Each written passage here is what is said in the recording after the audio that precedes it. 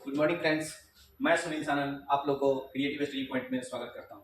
जैसा कि हम लोगों ने पिछले क्लास में देखा हुआ था, इंजीनियरिंग मैकेनिक्स का इंट्रोडक्शन क्लास किए हुए थे। आज हम लोग इंजीनियरिंग मैकेनिक्स का सिलेबस स्टार्ट करेंगे, जिसमें हम लोग Bihar polytechnic diploma semester 1 group B और सेमेस्टर 2 ग्रुप ए के छात्रों के लिए उपयोगी वीडियो बना रहे हैं। आप लोग से उम्मीद करते हैं कि जितना अधिक से अधिक हो इस वीडियो को लाइक कीजिए, सब्सक्राइब कीजिए मेरे चैनल को और शेयर कीजिए। धन्यवाद। चलिए हम लोग चलते हैं इंजीनियरिंग मैकेनिक्स के लेक्चर 1 की ओर।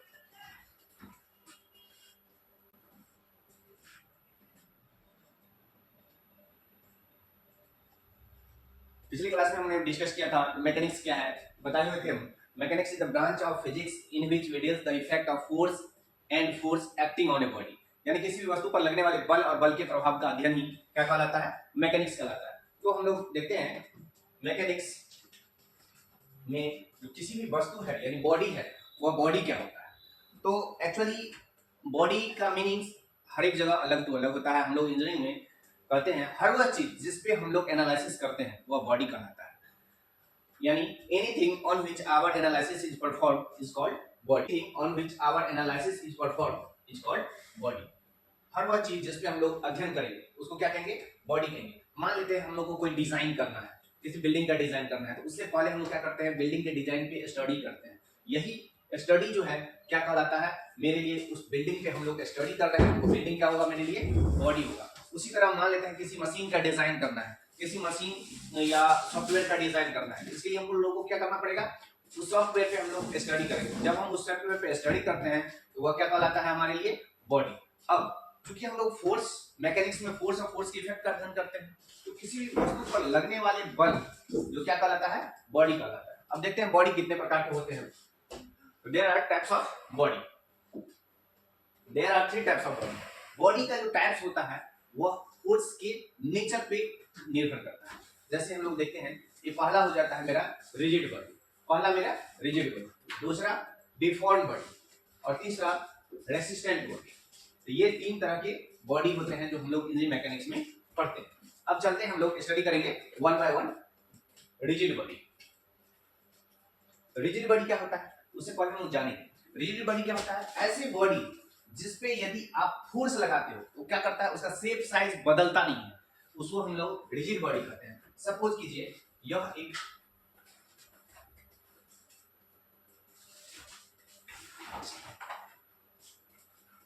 मेटलिक रॉड, यह एक मेटलिक रॉड है और इस रॉड पे क्या कर रहे हो आप? एक कंप्रेसिव फोर्स लगा रहे हो। क्या कर रहे हो? एक कंप्रेसिव यानी पुशिंग फोर्स लगा रहे हो। तो क्या होगा? इसके लेंथ में कोई चेंज नहीं होगी, या इसीलिए हम लोग इसको क्या कहेंगे? रिजिड बॉडी कहेंगे। या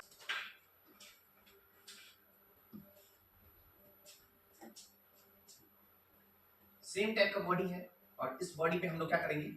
कूलिंग फोर्स लगाएंगे। इस बॉडी पे क्या करेंगे? कूलिंग फोर्स लगाएंगे।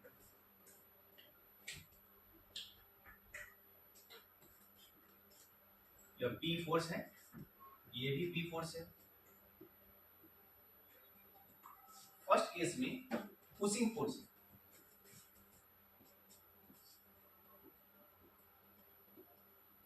पुशिंग, और दूसरा में cooling.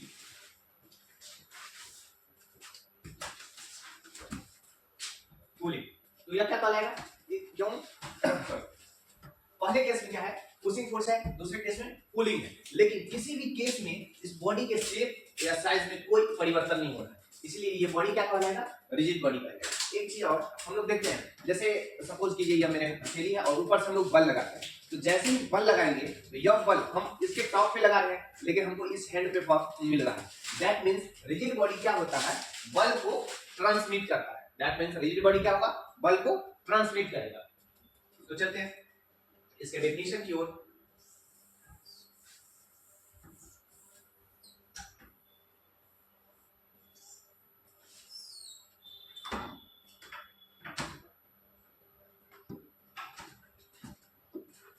Those body which is does not deform by the action of force is called rigid body. या in other word, those body which is transmit the force from one point to another point is called rigid body. यानी ऐसे body जो बल को एक स्थान से दूसरे स्थान तक ले जाता है, कैरी करता है, उसे हम लोग क्या कहेंगे? रिजिड बॉडी कहेंगे। इसके एग्जांपल पे गौर करेंगे तो iron rod, iron rod, steel beam, concrete blocks, pen, ये सब क्या हुए? रिजिड बॉडी हुई। या यदि आप इस बॉडी पे बल लगाते हो तो इसके शेप और साइज में कोई परिवर्तन नहीं होता है और यह बल को एक स्थान से दूसरे स्थान तक क्या करता है? ट्रांसमिट भी करता है। इसलिए इसको क्या कहेंगे हम लोग? रिजिड बॉडी कहेंगे। नेक्स्ट देखते हैं deform body. Deform body just इसका रिवर्स होता है। दैट मींस ऐसे बॉडी जिस पे यदि आप बल लगाते हो तो उसके शेप और साइज में क्या हो जाए? परिवर्तन हो जाए, चेंज हो जाए। इसे हम लोग क्या कहेंगे? डिफॉर्म बॉडी कहेंगे। जैसे आप देख सकते हैं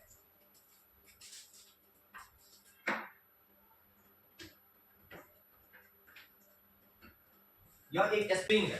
अब हम लोग क्या करते हैं, इस स्प्रिंग पे यदि आप बल लगाते हैं,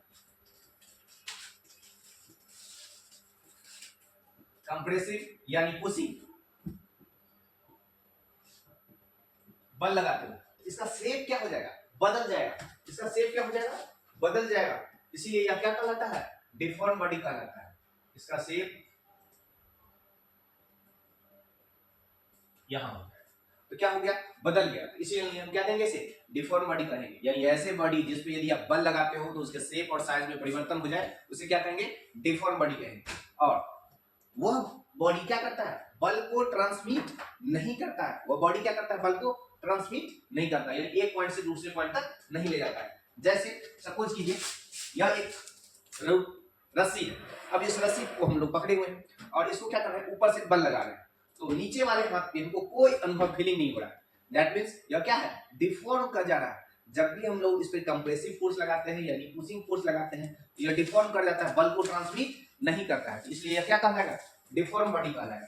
लेकिन सिमिलर वे में इस केस में यदि आप बल लगाते हो तो बल क्या करता है? कैरी करता है। बॉडी के शेप और साइज में कोई परिवर्तन नहीं होता। यह क्या कहलाएगा? रिजिड बॉडी कहलाएगा। लेकिन स्प्रिंग क्या कहलाएगा? डिफॉर्म बॉडी कहलाएगा। स्प्रिंग क्या कहलाएगा? डिफॉर्म बॉडी कहलाएगा। क्लियर? चलिए तो डिफॉर्म बॉडी का डेफिनेशन देखिए, those body which is deformed by the action of force is called deformed body. In other words, those body which does not transmit the force from one point to another point, from one point to another point. एक point से दूसरे point तक क्या करे? बल को transmit नहीं करे, उसे हम क्या कहेंगे? डिफॉर्म बॉडी कहेंगे। इसके एग्जांपल में स्प्रिंग, यदि आप स्प्रिंग पे कंप्रेसिव फोर्स लगाते हो तो उसका शेप बदल जाता है। रूप रस्सी, उसमें कंप्रेसिव फोर्स लगाते हो तो क्या होता है? उसका शेप बदल जाता है। हाइड्रोलिक फ्लूइड जो है उस पे यदि आप टेंसाइल बल लगाएंगे तो क्या होगा? बदल जाएगा, उसका शेप क्या हो जाएगा? बदल जाएगा। इसीलिए सभी के सभी क्या कहलाएंगे? डिफॉर्म बॉडी कहलाएंगे। सभी के सभी क्या कहलाएंगे? डिफॉर्म बॉडी कहलाएंगे। नेक्स्ट हम लोग देखते हैं रेसिस्टेंट बॉडी। इससे पहले आप लोग को बता दें बल का दो नेचर होता है, अगर पुलिंग या पुशिंग। किसी भी वस्तु पर यदि आप बल का इंप्लीमेंटेशन करते हैं, बल लगाते हैं, कोई भी ऑब्जेक्ट है इस पे आप बल लगाते हो तो बल दो ही तरह से लगा सकते हो। या तो इसको पुश करोगे या अनदर वर्ड पुल करोगे। अनदर वर्ड हम लोग क्या करेंगे? पुल करेंगे। तो फोर्स का एप्लीकेशन दो ही तरह से होता है,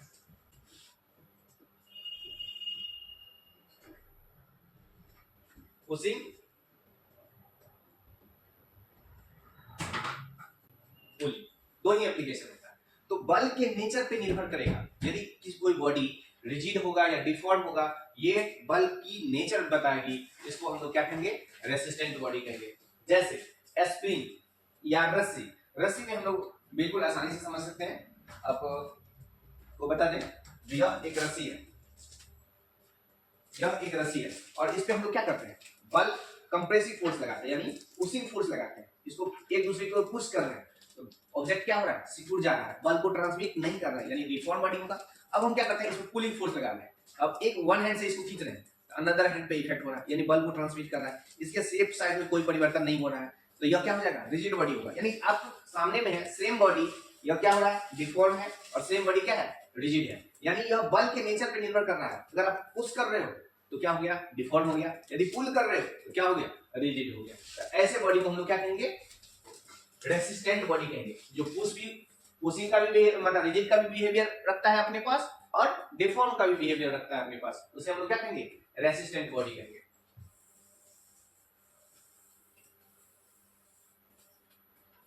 तो चलते हैं resistant body. Those body which is rigid और deform depends upon the nature of force is called resistant body. Example,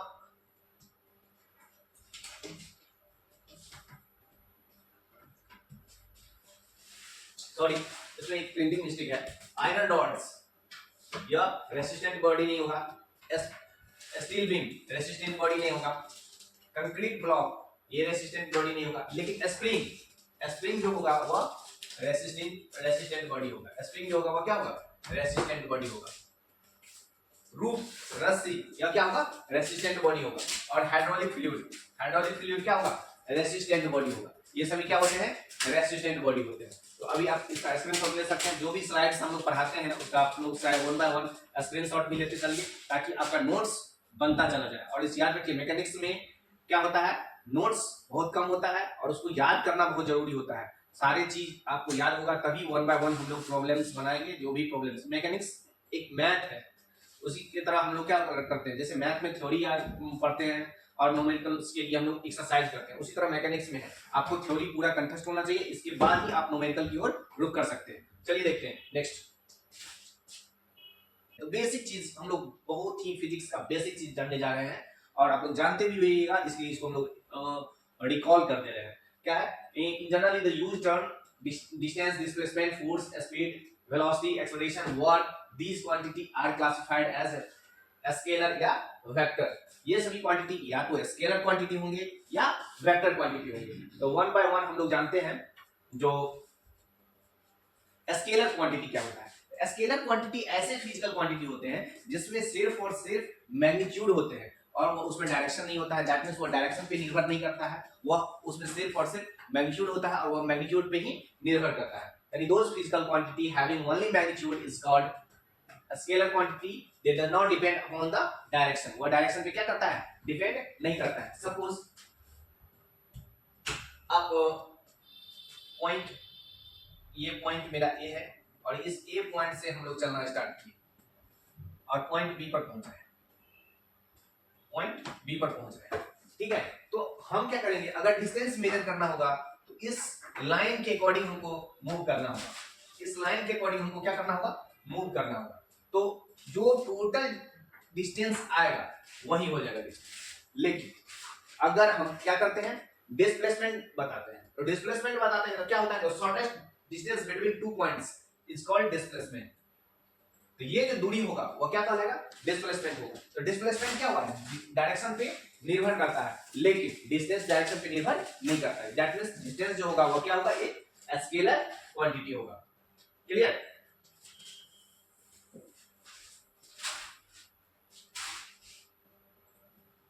चलिए अब example, mass, speed, distance, time, density, temperature, ये सभी फिजिकल क्वांटिटी क्या है? स्केलर क्वांटिटी है। इसमें सिर्फ और सिर्फ मैग्नीट्यूड होता है, इसमें कोई डायरेक्शन नहीं होता है, इसलिए डायरेक्शन पे भी निर्भर नहीं करता है। नेक्स्ट, वेक्टर क्वांटिटी, ऐसे फिजिकल क्वांटिटी जिसमें मैग्नीट्यूड के साथ साथ डायरेक्शन होता है उसे हम लोग वेक्टर क्वांटिटी कहते हैं। यानी those physical quantity having magnitude as well as direction both is called factor quantity. They depends upon the magnitude and direction both. यदि उसमें मैग्नीट्यूड और डायरेक्शन दोनों होता है तो स्वाभाविक है वह दोनों पे ही निर्भर करता है, उसे हम लोग क्या कहते हैं? वेक्टर क्वांटिटी कहते हैं। एग्जांपल में acceleration, displacement, momentum, angular velocity, force, these are the examples of vector quantity. ये सभी क्या है? वेक्टर क्वांटिटी है और ये सभी मैग्नीट्यूड के साथ साथ डायरेक्शन पे भी निर्भर करता है। मैग्नीट्यूड के साथ साथ डायरेक्शन पे भी निर्भर करता है, उसे हम लोग क्या कहते हैं? वेक्टर क्वांटिटी कहते हैं। उसे क्या कहते हैं? वेक्टर क्वांटिटी कहते हैं। Next, measurement. मेजरमेंट क्या होता है? मेजरमेंट जो होता है, किसी भी चीज को अगर आप मापते हैं और उसे एक न्यूमेरिकल वैल्यू देते हैं, वही कहलाता है मेजरमेंट। वही क्या कहलाता है? मेजरमेंट। सपोज कीजिए अब यहां क्या है, ढेर सारा लड्डू रखा हुआ है। अब कोई हमसे पूछे या कितना लड्डू है, तो इसको हम लोग एक न्यूमेरिकल वैल्यू असाइन करेंगे। आइदर क्वांटिटी मेजर करेंगे नंबर में 1 2 3 4 या केजी में, बिकॉज या मास से इसको हम लोग रिप्रेजेंट करेंगे तो केजी में दर्शाएंगे। तो वह क्या कहलाएगा? मेजरमेंट कहलाएगा। वह क्या कहलाएगा? मेजरमेंट कहलाएगा। That means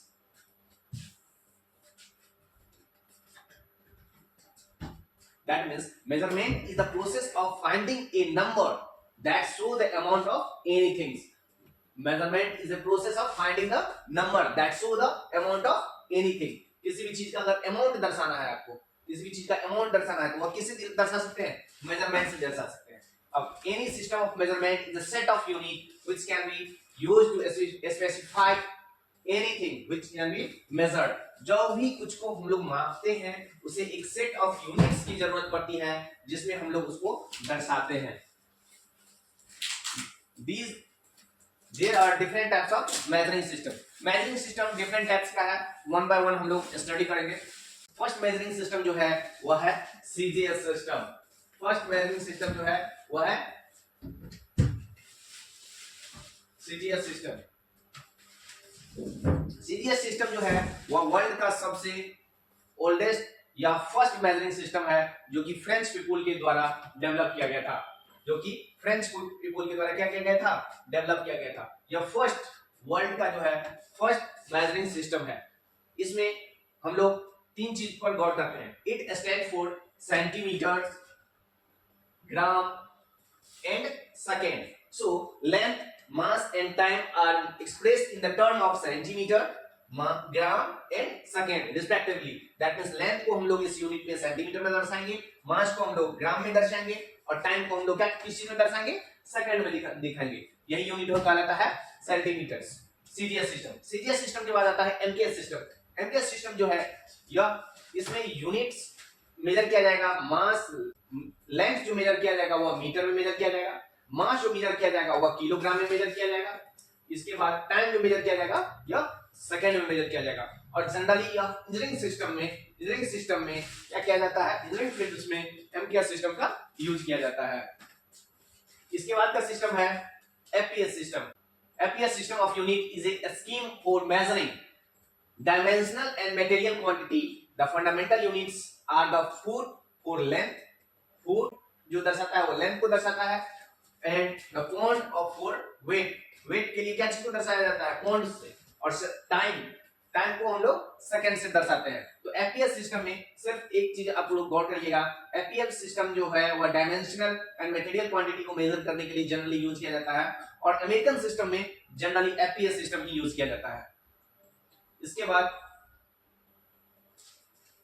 SI units. हुआ क्या है? ये जो जब तक लोग एक दूसरे से अनजान थे, जब वन कंट्री अनदर कंट्री से अननोन था, उस समय तक यूनिट्स को लेकर के कोई कंफ्यूजन नहीं था. जब इंडिया का लोग अमेरिका में जाने लगे, ब्रिटेन जाने लगा, ब्रिटेन का लोग इंडिया में आए, अमेरिका का लोग इंडिया में आए, जब एक कंट्री से दूसरी कंट्री तक कम्युनिकेशन स्टार्ट हुआ, तब जाकर के यूनिट्स की कठिनाई आने लगी. जो हम लोग किसी और यूनिट्स में पढ़ रहे हैं, वहां के छात्र किसी और यूनिट्स में पढ़ रहा है. जब हम लोग वहां की क्लास में जाते हैं तो हम लोग को यूनिट कन्वर्शन करना पड़ता है. इसलिए क्या किया गया?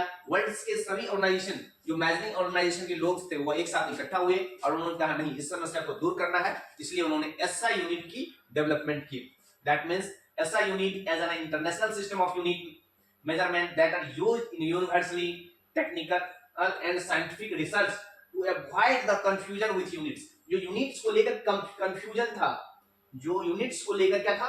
कंफ्यूजन था. उस कंफ्यूजन को दूर करने के लिए एसआई यूनिट को क्या किया गया? इंप्लीमेंट किया गया. There are several SI unit that are used to express the different physical quantity. These quantity can be classified into two groups. One is fundamental units and another is derived units.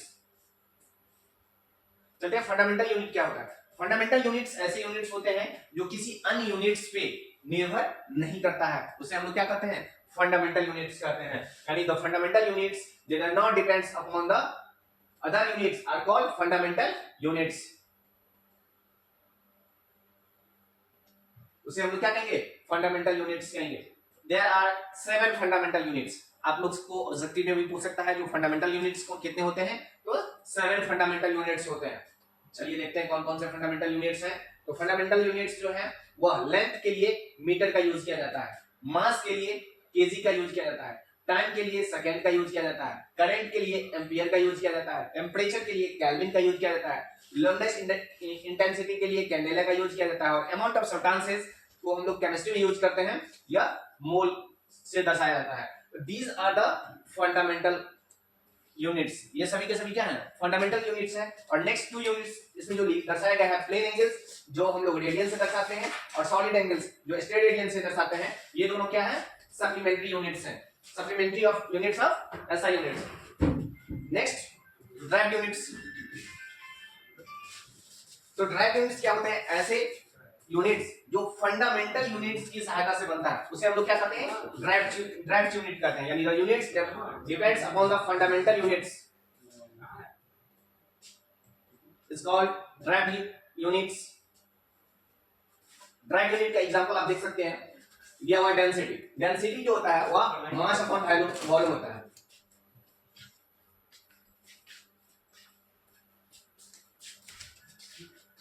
Density है क्या है, mass upon volume. अब मास के लिए fundamental unit क्या है, KG. मास के लिए फंडामेंटल यूनिट क्या है, केजी। और वॉल्यूम, वॉल्यूम क्या होता है, meter cube. Meter cube and length cross length, cross length, that means meter cross meter. यह क्या हो गया, kg meter, sorry kg per meter cube, kg per meter cube. तो यह क्या हो जाएगा, ये जो हो जाएगा यूनिट्स, यह डेंसिटी का यूनिट हो गया। और डेंसिटी का यूनिट जो होता है वह मास बाय वॉल्यूम होता है। ये क्या हुआ, फंडामेंटल यूनिट से मिलकर बना है, इसलिए हम इसको क्या कहेंगे, ड्राइव यूनिट कहेंगे। और आप देख सकते हैं यहाँ पे गलत लिखा हुआ है, इसको आप लोग करेक्ट कर लीजिए, यह 3 होगा, क्यू होगा, ये क्या होगा, क्यू होगा। उसी तरह वेलोसिटी, वेलोसिटी क्या होता है, displacement by time, displacement by time, यहाँ भी गलत है, यह क्या होगा, डिस्प्लेसमेंट बाय टाइम होगा। और डिस्प्लेसमेंट बाय टाइम दिया हुआ है, दैट मींस डिस्प्लेसमेंट के लिए हम लोग क्या लिखेंगे, मीटर, और टाइम के लिए सेकंड, मीटर पर सेकंड। तो ये किससे मिलकर बना हुआ है, ये यूनिट हो गया किसका, वेलोसिटी का, लेकिन ये किससे मिलकर बना हुआ है, fundamental unit of length and time. So these are the derived unit. इस तरह यूनिट फर्स्ट हम लोग ऑलमोस्ट कंप्लीट कर लिए हैं। आप लोग सभी स्लाइड्स को स्क्रीनशॉट लेकर के नोट्स बना लीजिए, और मैकेनिक्स में नेक्स्ट यूनिट हम लोग लेक्चर 2 में लेकर आएंगे। तब तक के लिए आप लोग को क्रिएटिव स्टडी पॉइंट को सपोर्ट कीजिए, लाइक कीजिए और सब्सक्राइब कीजिए, और सभी वीडियो आप लोग ज्यादा से ज्यादा छात्रों को पहुंचाइए ताकि वो सभी लोग लाभान्वित हो सके। Thank you.